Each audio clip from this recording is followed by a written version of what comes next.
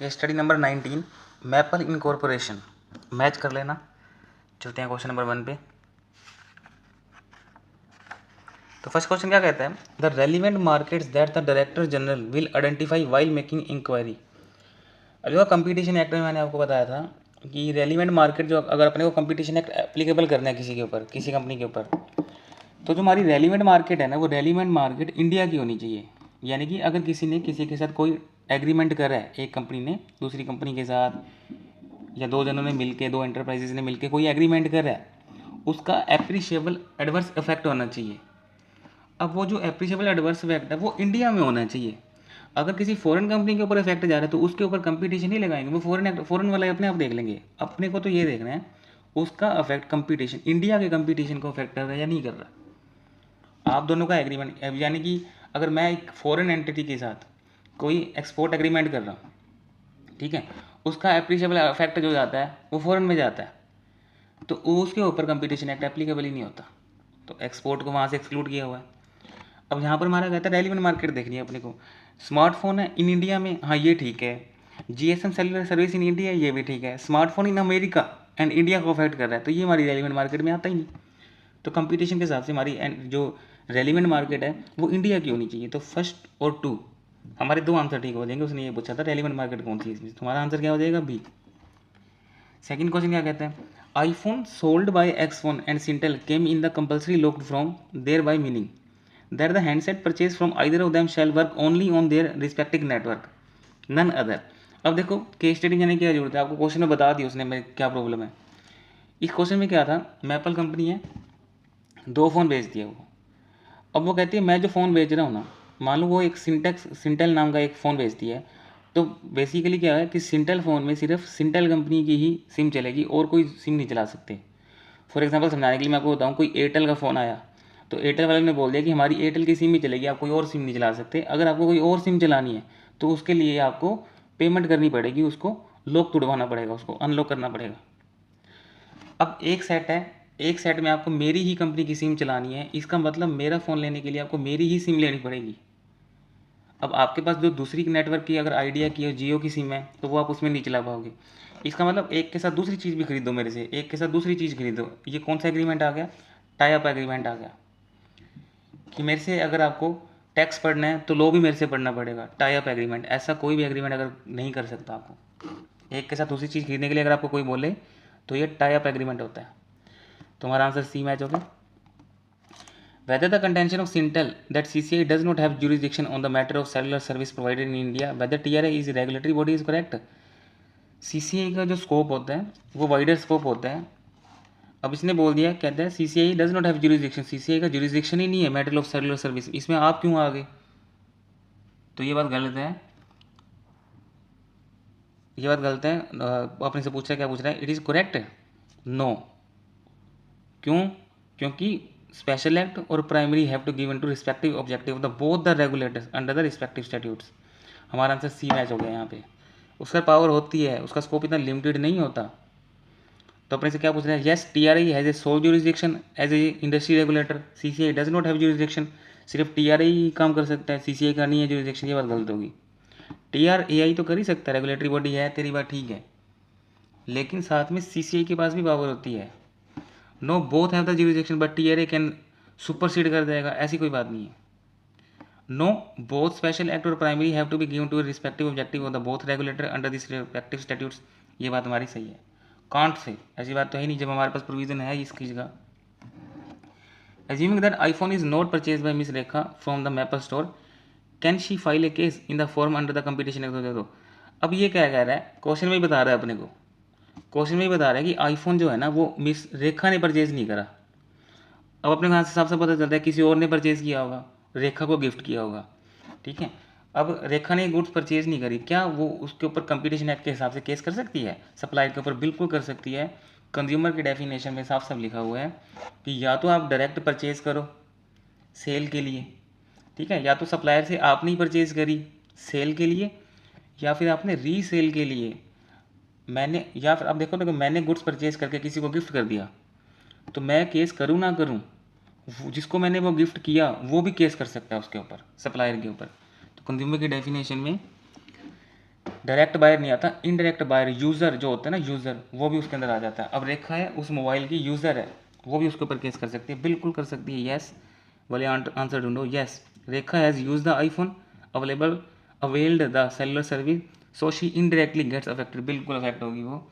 और दूसरा देखते हैं, हमारा आंसर तो येस ही है। Yes not only Rekha but any person can file such. अब दोनों आंसर सही हैं, पर मेरे को चौथा आंसर ज़्यादा बढ़िया लग रहा है इसका। और येस नॉट ओनली रेखा, सिर्फ रेखा ही नहीं, कोई भी पर्सन केस कर सकता है। तो on not only Rekha but any person can file such A case. उसके बाद क्या कहता है, chairperson and other member CCI, ये तो सेंट्रल गवर्नमेंट करती है, सेंट्रल गवर्नमेंट अपॉइंट करती है इन दोनों को, चेयरपर्सन को भी, सीसीआई को भी। डिस्क्रिप्टिव क्वेश्चन आते हैं, whether there can be case of a abuse of dominant position against Maple India, Xphone and Sintel respectively. Dominant position चलो चेक करते हैं, अब अपने को जाना पड़ेगा केस पे।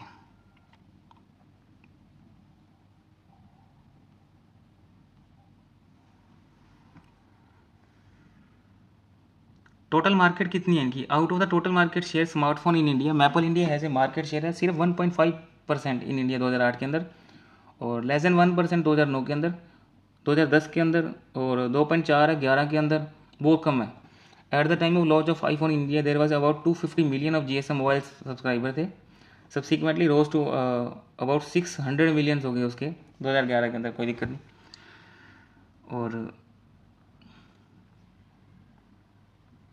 और कोई बात डोमिनेंट पोजीशन की, ये रही, Xphone and Sintel has leading mobile service provider in India jointly having more than 30 crore Indian subscribers.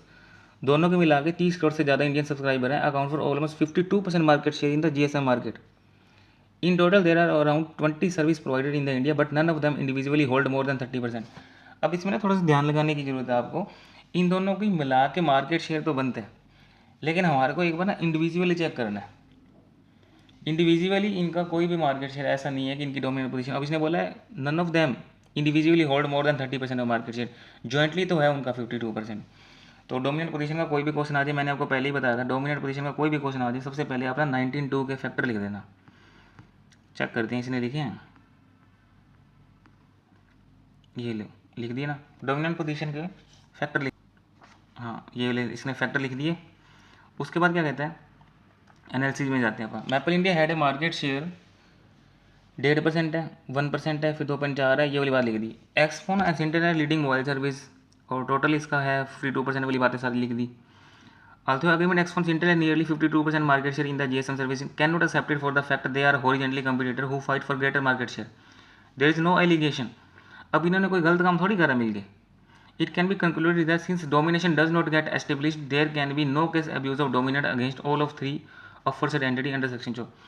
अब उन दोनों का मिला के इंडिविजुअली भी नहीं बनता, बल्कि मार्केट शेयर है, लेकिन उन्होंने इस क्वेश्चन में कोई भी ऐसा एग्रीमेंट नहीं करा जो एप्रीशिएबल एडवर्स इफेक्ट उठाता हो, तो ठीक है, बस फिर डोमिनेंट पोजीशन है ही नहीं। क्योंकि ना डोमिनेंट पोजीशन होना गलत नहीं है, डोमिनेंट पोजीशन का मिसयूज़ करना, एब्यूज़ करना, वो गलत होता है। तो हमारे को कोई क्वेश्चन में कोई भी ऐसा पॉइंट नहीं मिला जहाँ पर अपने को पता चले कि उन्होंने उसकी एब्यूज़ फ़ायदा किया हो, डोमिनेंट पोजीशन का एब्यूज़ यूज़ किया हो। चलो question number 7, is there any appreciable adverse effect on competition due to agreement made by Maple India with Xphone and Sintel respectively.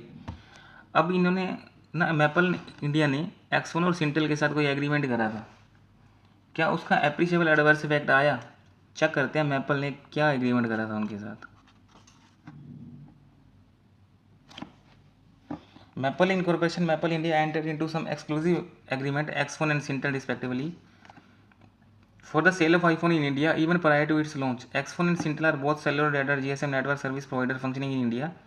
As a result of agreement, Xphone Sintel got exclusive selling right to an undisclosed number of years. iPhone sold by iPhone Sintel came in the compulsory locked form, और handset purchase from either of them shall work only on their respective network, none others. अब आपने ये case study पढ़ी होगी, इसके अंदर इन्होंने क्या बोला था, इन्होंने बोल दिया कि अगर मेरा मोबाइल खरीदना है ना, तो मेरी ही कंपनी की सिम लेनी पड़ेगी। अब यहाँ सिर्फ इतना सुन के ना आप इस क्वेश्चन के ऊपर डिसीजन मत ले लेना, क्योंकि अब मान लो अगर मेरी कंपनी है और मेरी कंपनी माई XYZ है, तो मैंने बोला आपको XYZ मेरा फ़ोन है, XYZ की आपको क्या करनी पड़ेगी, सिम डालनी पड़ेगी। लेकिन मैंने उसके बाद आपको बोल दिया 500 रुपये चार्जेज़ हैं, 500 रुपये चार्जेज़ हैं, आप उसको तुड़वा लो। आप उसको लॉक अनलॉक करवा के आप कोई भी सिम चला लो, मैं आपको रोक तो नहीं रहा ना, ये तो मेरी एक पॉलिसी है। या तो मैं मोबाइल में ही चार्जेस ले लूँगा बोले, अब मैं वो चार्जेस पहले नहीं ले रहा क्योंकि मैं चाहता हूँ कि मेरी यूज़ हो जाए, चलो ठीक है, लेकिन मैंने आपके ऊपर किसी टाइप की कोई रिस्ट्रिक्शन तो नहीं लगाई ना। ऐसा तो नहीं है कि मेरी वजह से तुम फ़ोन के अंदर वो सिम चला ही नहीं सकते। तो ना फिर वही बात आ गई, एप्रीशिएबल एडवर्स इफेक्ट अपने को चेक करना है। अब एग्रीमेंट तो है, ये टाई अप एग्रीमेंट है, लेकिन मैंने आपको बताया था ना कंपटीशन एक्ट में कि एग्रीमेंट तो है, लेकिन अगर एग्रीमेंट एप्रीशिएबल एडवर्स इफेक्ट नहीं उठा रहा ना, तो फिर आप उसको सेक्शन 3 में फंसाएंगे नहीं। एग्रीमेंट तो आप कर ही सकते हो, ये मैं 5 एग्रीमेंट होते हैं ना, जो टाई इन एग्रीमेंट है, exclusive supply, exclusive distribution, refusal to deal, resale price maintenance, पाँचों कर सकता हूँ, कोई दिक्कत नहीं है कंपटीशन को। लेकिन अगर ये एप्रीशिएबल एडवर्स इफेक्ट डाल दिया ना मार्केट के ऊपर, दिक्कत तो है मार्केट को। अब मुझे मैं 2 प्रोडक्ट बनाता हूँ, तो मैं तो चाहूँगा ही ना मेरा एक के साथ दूसरा भी बिके। मैंने मेहनत करी है यार, ठीक है, तो मैं तो चाहूँगा ही मेरा। अब मान लो क्या है कि वो फ़ोन है, वन प्लस के फ़ोन है, वन प्लस के फ़ोन ने अमेज़न के साथ एक्सक्लूसिव एग्रीमेंट कर लिया कि मैं अपने फ़ोन ना तेरी साइट से ही बेचूँगा। तो अमेज़न कहता है मेरे अलावा फिर किसी और साइट पे मत जाने देना इसको, ठीक है। चलो, अब ये एग्रीमेंट तो कर लिया, अब उसके फ़ोन अमेज़न से बिकते हैं क्योंकि अमेज़न बड़ी ब्रांड है। तो इसका मतलब ये थोड़ी है कि ये एप्रीशिएबल एडवर्स इफेक्ट डाल रहा है, क्योंकि वन प्लस ने ये तो नहीं बोला ना, अमेज़न और वन प्लस के अंदर कोई ऐसा एग्रीमेंट तो नहीं हुआ ना कि तुम वन प्लस के बारे में किसी और साइट पे जाके चेक ही नहीं कर सकते। वन प्लस की खुद की साइट है, वहाँ पे भी मोबाइल बिक रहे हैं और साइट्स पे भी बिक रहे हैं। ये बात अलग है कि अमेज़न पे ज़्यादा बिक रहे हैं, तो इसका मतलब ये थोड़ी है कि ये एप्रीशिएबल एडवर्स इफेक्ट डाल रहा है।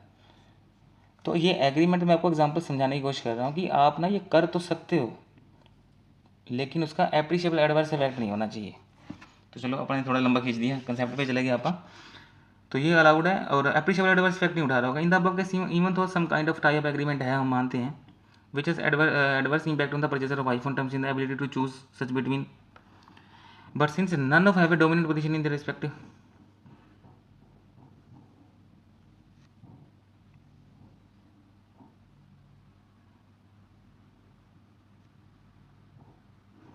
Maple India had a share of less than 3% of market smartphone during the period 2008 से 11। Share of GSM subscriber mobile phone, total GSM subscriber उसके हैं जो माइनस कल, no operator has more than 30% market share, otherwise computer mobile network.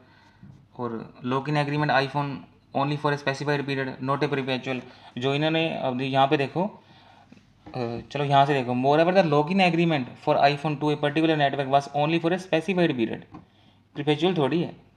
It is difficult to construe consumer harm from entering into a tie-in agreement for horizontally related enterprises. It is observed that there is no restriction on the consumer to use the network service of Xphone or Centel to extent that network service can be availed on any mobile handset. Also, a consumer who has purchased a locked iPhone in India paid the unlock fees and free to choose the network operator of his choice. There is no evidence to show that entry barrier has been created for new entrant in the market. हमने कोई barrier नहीं लगाया। Smartphone market, mobile service market by any of the impugned parties, similarly existing competitor have not been driven. ना ही हमारा कोई ऐसा agreement है जब हमने कोई ऐसा हमारे एग्रीमेंट से कोई एग्जिस्टिंग कस्टमर के ऊपर कोई फ़र्क आ रहा हो कंपटीटर के ऊपर। जो हमारे एग्जिस्टिंग कंपटीटर हैं, हमने उनको तो ऐसे हमारे एग्रीमेंट से वो तो उनके ऊपर तो हम जाएगा ही नहीं हो। अब ये नो एप्रीशिएबल एडवर्स इफेक्ट, मेरे को नहीं दिख रहा है इसके ऊपर एप्रीशिएबल एडवर्स इफेक्ट है। तो क्वेश्चन नंबर 8 है,